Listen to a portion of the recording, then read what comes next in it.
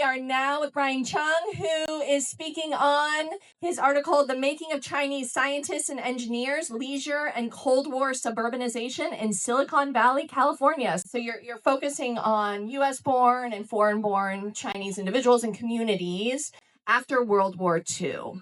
What does the audience need to know to understand your work?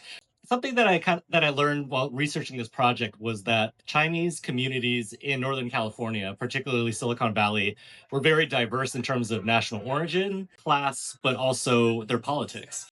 And so for Chinese Americans, a lot of them were coming from urban Chinatowns. They were descendants of 19th century laborers. Some came from rural areas. And so they had a very specific political consciousness about being a minority in the United States. Whereas in contrast, foreign-born Chinese, a lot of them were recruited by the United States to live in the United States, to work in the United States because of very specific skills. They did not have any of that history. They were actually coming from like elite families, military or corporate, or even government officials. And so, they're sort of plopped together, and they don't really share the same language either, necessarily as their native language. And so they're living together in suburbs, and they're not really seeing eye to eye necessarily on what it means to be Chinese. And then also they've never lived in suburbs before as a very sort of foreign concept, even in the United States, so to speak.